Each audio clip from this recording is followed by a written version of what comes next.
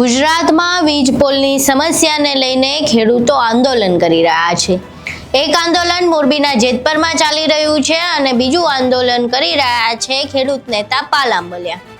પાલ આંબલિયાએ 15 જૂન એક ધૂનના નામે એક રેલીનું આયોજન કર્યું હતું। ટ્રેક્ટર રેલી ગાંધીનગર પહોંચવાની હતી, પરંતુ પહોંચી ન શકી। ત્યારબાદ વ્રજવાણીથી દ્વારકા પદયાત્રાનું આયોજન કરાયું અને હવે એમની પદયાત્રા જે હતી એ દ્વારકા પહોંચી ગઈ છે। દ્વારકા પહોંચ્યા બાદ એક સભાનું આયોજન કરાયું હતું, જ્યાં પાલ આંબલિયાએ તેમના પર આરોપ લગાવનારા લોકોને બરાબરનો વળતો જવાબ આપ્યો છે। જ્યારે 15મી જૂને આપણે ખેડૂતો ઉપર લાઠીચાર્જ ન થાય એના માટે થઈ અને આપણે જે નિર્ણય કર્યો એમાં કેટલાક લોકોએ આપણી ઉપર માછલા ધોવાનું કામ કર્યું અને એવું કહ્યું કે પાલભાઈએ તો પડીકા લઈ લીધા અને આવું જે કહેતા હતા એ જ લોકો ખોખાના ખોખા લીએ છે એવું એક ડાયરાના કલાકારે કહ્યું। બોલો આખી ઘટના શું છે તેના વિશે વિગતે ચર્ચા કરીએ। નમસ્કાર, તમે જોઈ રહ્યા છો ચક્રવાત ન્યૂઝ, હું આપની સાથે હેમંત।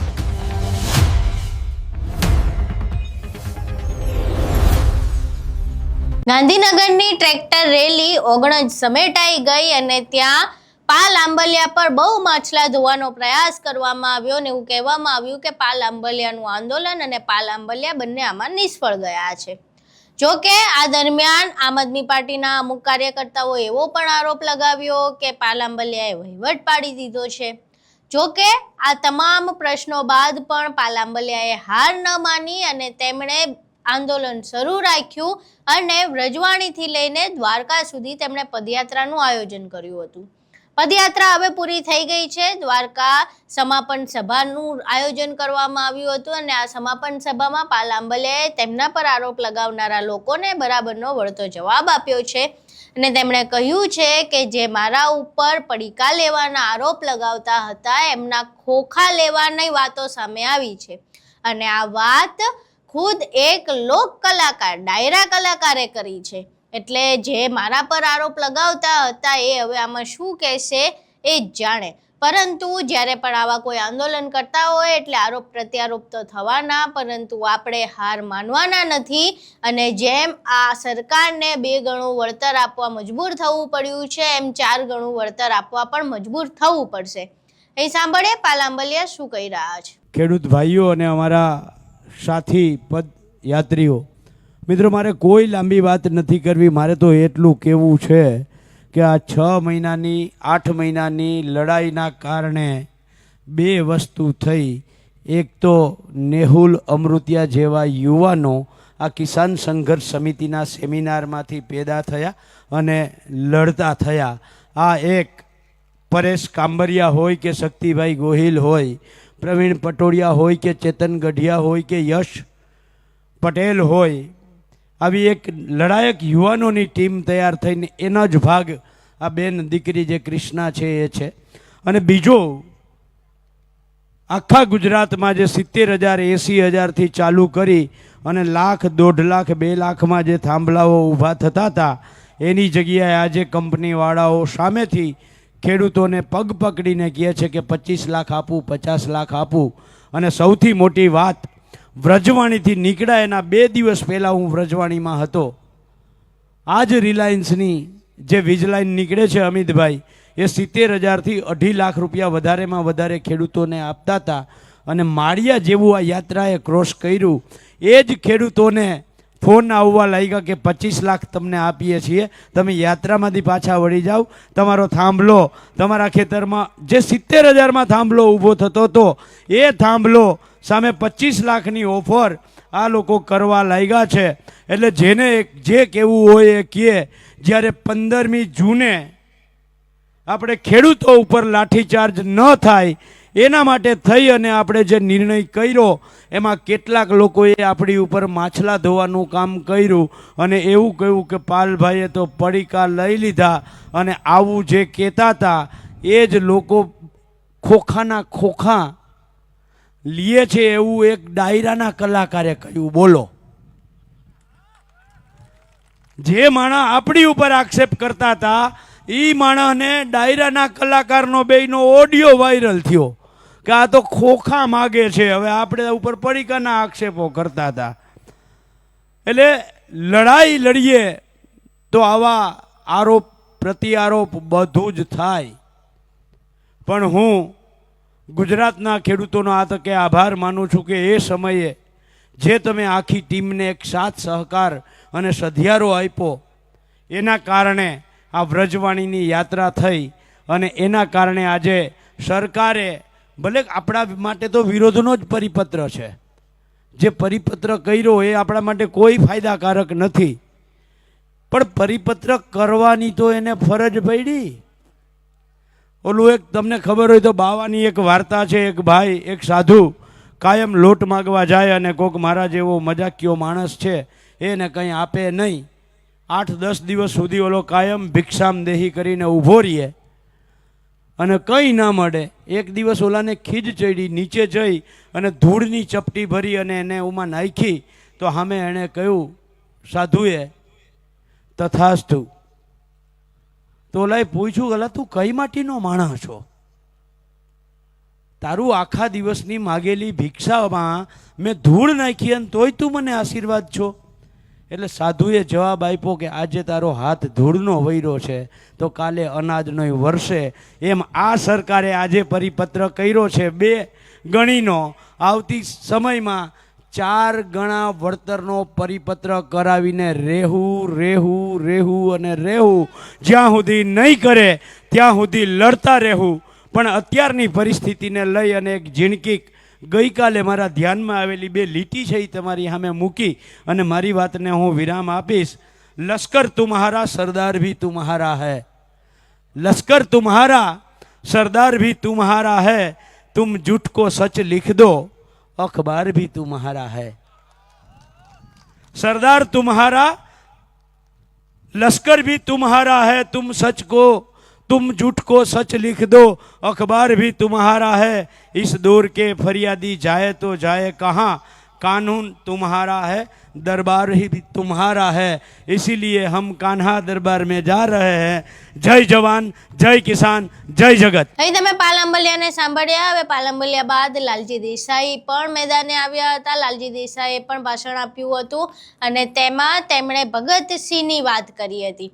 તેમણે કહ્યું કે જો ભગતસિંહની ખબર હોત કે આ જે દેશ છે એ આવા દલાલોના હાથમાં જવાનો છે જે ખાનગી કંપનીઓ માટે ખેડૂતોને હેરાન પરેશાન કરશે તો કદાચ એમના માવતર એમને કોઈ દિવસ આઝાદીની લડતમાં જવા જ ન દેત. અહીં સાંભળે લાલજી દેસાઈને શા માટે ભગતસિંહ યાદ આવ્યા અને તેઓ આખી ઘટનાને ભગતસિંહના સંઘર્ષ સાથે કેમ જોડી રહ્યા છે. જે ગુજરાતના ખેડૂતોની દીકરીઓ આવી બહાદુર તાકાતવર હોય, અદાણી તો શું, અંબાણી તો શું, એના બાપની એ તાકાત નથી કે ખેડૂતોના ખેતરો જે છે એવી રીતે એમને ઝૂંટવી જાય.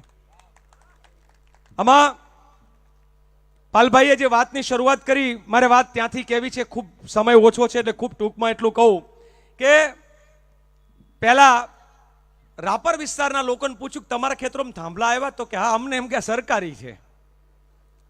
પણ માળાહાળા છેતરી ગયા લોકો. કેવી રીતે ખબર છે? પહેલા સરકાર માલિક અને કોન્ટ્રાક્ટ કંપનીઓને આપતી હતી.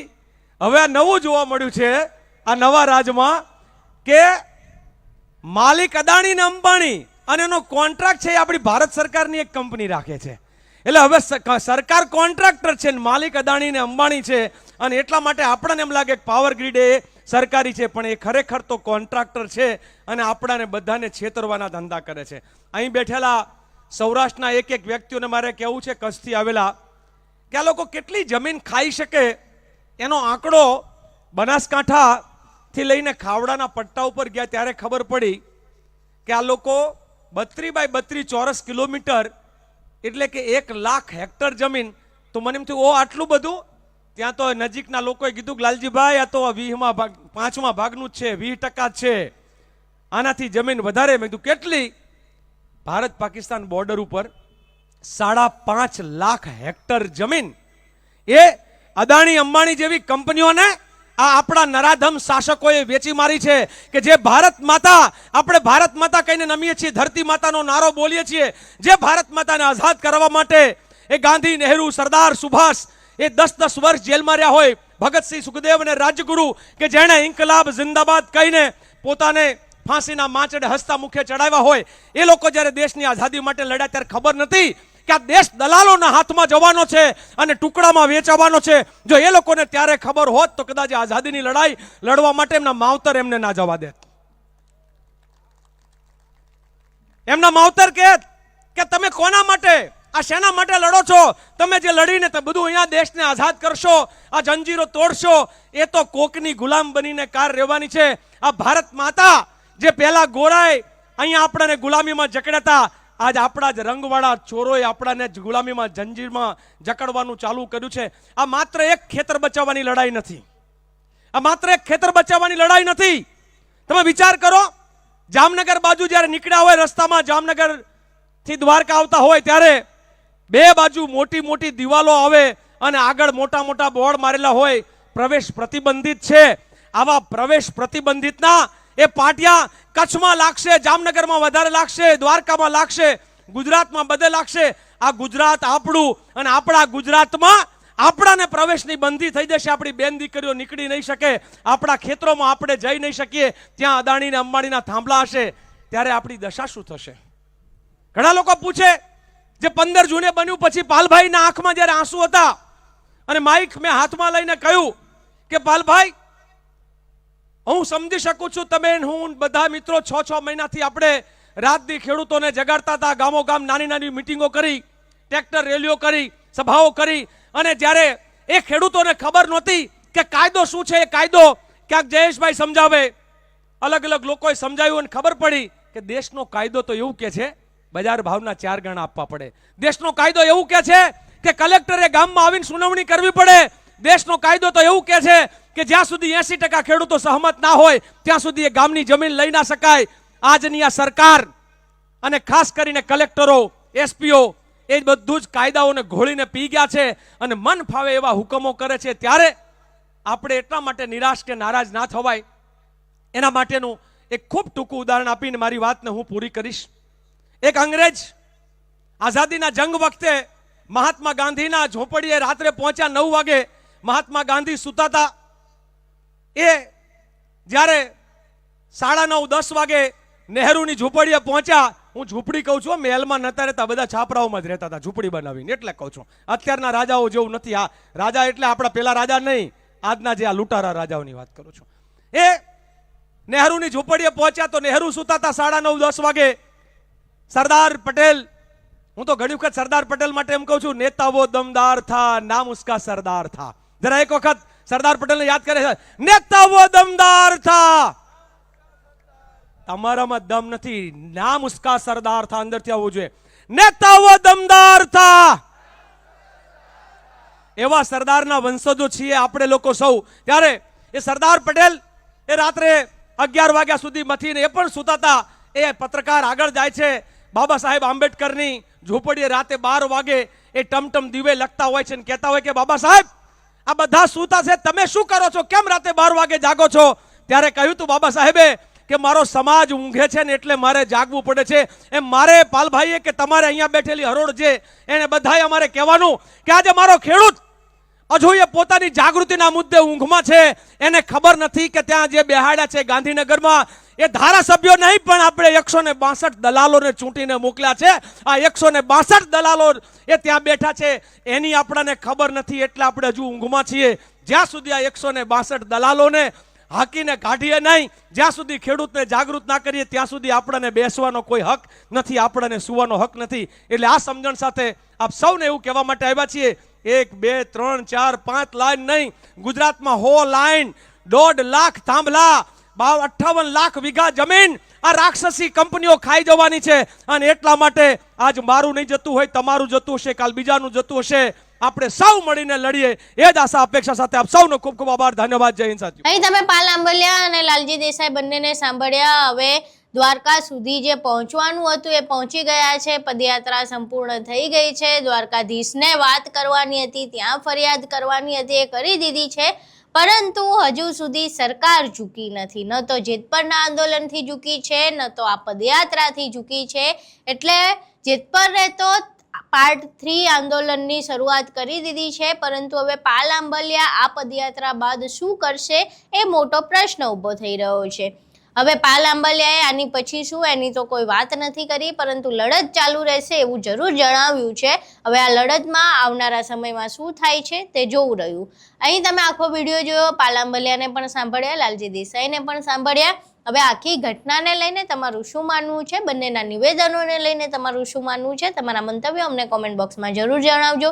વિડીયો પસંદ આવ્યો હોય તો વિડીયોને લાઇક કરજો, શેર કરજો અને અમારી ચેનલને સબસ્ક્રાઇબ કરવાનું ભૂલશો નહીં. નમસ્કાર.